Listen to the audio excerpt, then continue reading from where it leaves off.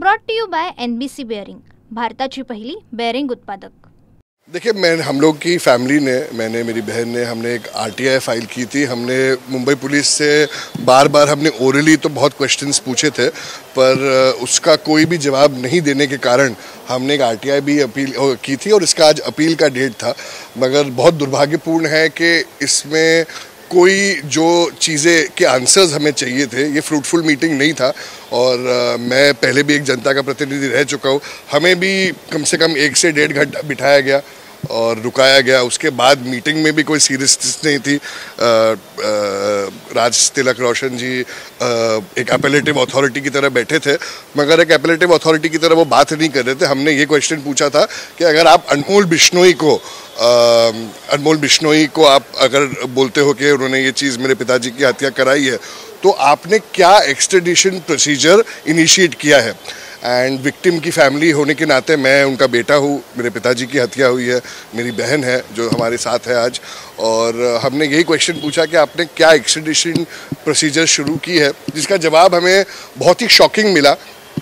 उन्होंने हमसे कहा कि आपको हम कोई भी इंफॉर्मेशन इसके बारे में नहीं दे सकते क्योंकि अनमोल बिश्नोई अलर्ट हो जाएंगे। तो ये बहुत ही मतलब बहुत अनफॉर्चुनेट और मतलब एक मजाक जैसा चीज़ बना दिया है मुंबई पुलिस ने इन्वेस्टिगेशन में। इन्वेस्टिगेशन आज मुझे लगता है पिताजी को होने वाले 1 साल होने को आए हैं, बट कुछ भी नहीं हो रहा है। इन्वेस्टिगेशन तो दूर की बात है, ऐसा लग रहा है कि वो चीज़ें छुपा रहे हैं। और मुझे लगता रहा था कि अनफॉर्चुनेटली ऐसा बोलना नहीं चाहिए, मगर अनमोल बिश्नोई के प्रोटेक्ट करने की तरीके से वो बात कर रहे थे। बिल्कुल भी सीरियस मीटिंग नहीं थी। जो अपीलेटिव अथॉरिटी थे, DCP साहब ही ऐसे सीरियस मैटर में खुद हंस के बात कर रहे थे, सरकास्टिकली बोल रहे थे। इन्वेस्टिगेटिंग ऑफिसर मीटिंग में था, उन्होंने कहा सर आपको तो पता ही है हम उनको नहीं ला सकते हैं। तो अगर इतने वीक और हैंडीकैप मुंबई पुलिस अपने आप को बताएगी तो ये बहुत अनफॉर्चुनेट है। और विक्टिम की फैमिली की तरह हम फिर किधर जाएंगे। हमने सिर्फ यही पूछा है कि आपने क्या एक्सट्रेडिशन प्रोसीजर शुरू किया है, और उन्होंने कहा है कि आपको हम नहीं बता सकते क्योंकि अनमोल बिश्नोई अलर्ट हो जाएगा। तो ये मतलब इसका क्या ही मैं जवाब दूँ। प्रकरणात जवळपास 27 ते 28 जणांना आतापर्यंत अटक करण्यात आलेली आहे। त्यांचे रोल देखील मुंबई पोलिसांकडून स्पष्ट करण्यात आलेले आहेत। देखिए, मग नेमकी आपली शंका काय है? नहीं, 27 से 28 लोगों को जो अरेस्ट किया है वो ठीक है, मगर जब तक आप मास्टरमाइंड को नहीं लाएंगे, आप अनमोल बिश्नोई को इधर लाइए और उनसे पूछिए कि आपको किसने बोला ये करने के लिए, तभी जाके पता चलेगा कि आप क्यों डर रहे हो। मुंबई पुलिस हो या कोई भी हो, आप डर रहे क्यों हो। अनमोल बिश्नोई अगर जब बताएगा या कोई भी बताएगा तो ये मास्टरमाइंड तक पहुंचने की कोशिश क्यों नहीं कर रहे, तभी तो खुलासा होगा ना कि किसने किया है, क्या किया है। आपने जो शूटर्स हैं उनको पकड़ा है, बाकी लोगों को भी पकड़ा है। प्रश्न आहे का की अनमोल बिश्नोई याला कोणीतरी सुपारी दिली होती आणि ती कोणी राजकीय व्यक्ती आहे किंवा त्यामागे कोणी आहे असा? ऑफ कोर्स मैंने तो पहले भी स्पष्ट किया है और अब भी स्पष्ट करता हूँ कि अगर अनमोल बिश्नोई ने ये किया भी है तो सुबह उठ के अनमोल बिश्नोई तो नहीं किया कि उसको किसी ने बोला होगा करने के लिए। तो ये मास्टरमाइंड कौन है उसका जवाब मुझे मिलना चाहिए। और पुलिस ने इतना जल्दी ही अजम्पशंस क्यों किया है, इतने बड़ी है। मेरे पिताजी मिनिस्टर रह चुके हैं, 3 बार के विधायक रह चुके हैं, उनके साथ अगर दिन दहाड़े ऐसा हो सकता है तो आम आदमी कैसे सुरक्षित है। आज अगर मैं उनको क्वेश्चन पूछता हूँ कि आपको सिर्फ इतना मुझे बता दीजिए कि अनमोल बिश्नोई को लाने के लिए आपने क्या इनिशिएट किया है, तब मुझे बोलते हैं हम आपको विक्टिम के बेटे को नहीं बता सकते हैं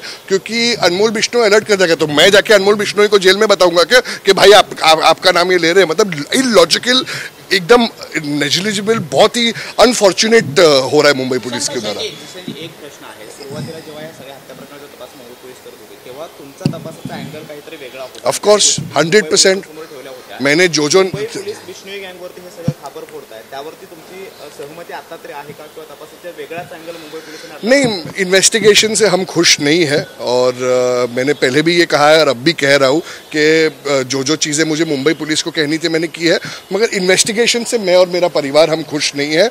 और जो प्रश्न हम मुंबई पुलिस से पूछ रहे हैं उसका जवाब तो हमें मिल रहा नहीं है। ऐसे जवाब मिल रहे हैं कि भाई अनमोल बिश्नोई के बारे में अगर हम आपको कुछ कहेंगे तो अनमोल बिश्नोई को पता चल जाएगा। तो ये अनमोल बिश्नोई के लिए बात कर रहे हैं या हमें सहानुभूति दिखाने की नाटक कर रहे हैं, ये मुझे नहीं पता।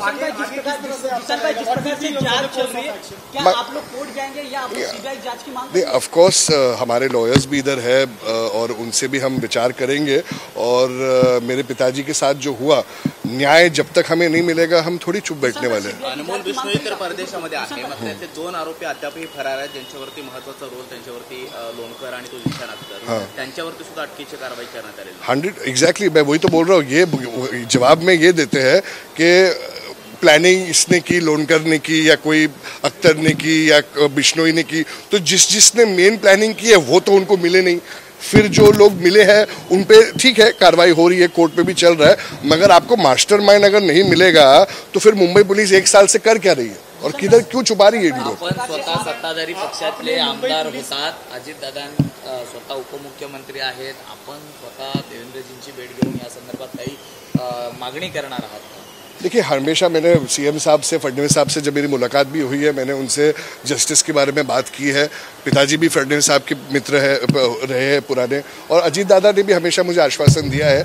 मगर आज मैं एक सत्ताधारी पक्ष के सदस्य होने के नाते नहीं, एक बाप के बेटे के नाते आज आया हूँ और लॉ एंड ऑर्डर, पुलिस से जस्टिस मांगने के लिए आया हूँ, और उनके जवाब से मैं बिल्कुल भी खुश नहीं हूँ। मुंबई पोलिसांच्या तपासावरती जर तुम्ही सहमती नाही आहे किंवा तुमच्या 100% स्पष्ट नहीं, वो जो डिसीजंस है वो हम अपने लॉयर्स से और फैमिलीज से डिस्कस करने के बाद जल्द ही आगे का कोर्स ऑफ एक्शन लेंगे। अब फिलहाल जो प्रश्न हम मुंबई पुलिस से पूछ रहे हैं उसका जवाब तो हमें ऐसा मिल रहा है कि बहुत ही दुर्भाग्यपूर्ण है, और मुंबई के नागरिक होने के नाते हमें सेफ्टी फील नहीं हो रही है। इससे वही पूछना चाहेंगे, जैसे आपने मुंबई पुलिस पे सवाल उठाए कि उनकी जांच से आप संतुष्ट नहीं है, कहीं ना कहीं सेंट्रल एजेंसीज का इसमें कोई ना कोई इंपॉर्टेंस हो जाएगा अगर वो इनटू प्ले आती है, तो आपको लगता है as person, I know you have just specified that we will take some, like I said that there were certain questions that we needed to ask the Mumbai police, and the answers which we've got are completely very unfortunate, the seriousness in which this matter is being taken. And after today's meeting, I will have a word with my family members and my lawyers, and we will see of what we have to do in the future. And once I know, I will definitely appraise you all of that. नहीं, आज की meeting में आपने बोला, मुझे बुलाया गया था 12 बजे, सुबह से 4 फोन आए थे, पहुंचा तो पुलिस ने कहा कि जो डीसीपी साहब नाइट ड्यूटी करके आए तो 1-1.5 घंटा उनको लगेगा। तो सुबह 5 बजे तक मैं भी ईद मिलादुन्नबी जुलूस में बिजी था।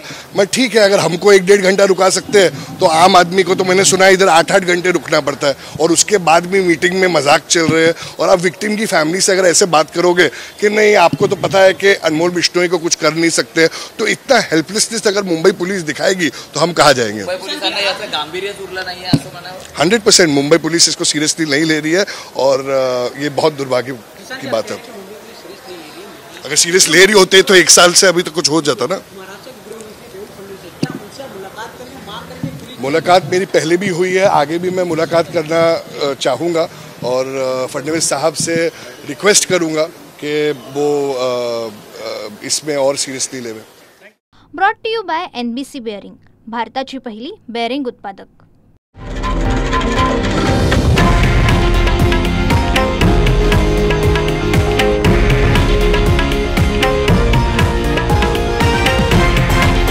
हे आहे देशातील नंबर 1 न्यूज नेटवर्क, आणि आपण पाहत आहात TV9 मराठी, एकमेव।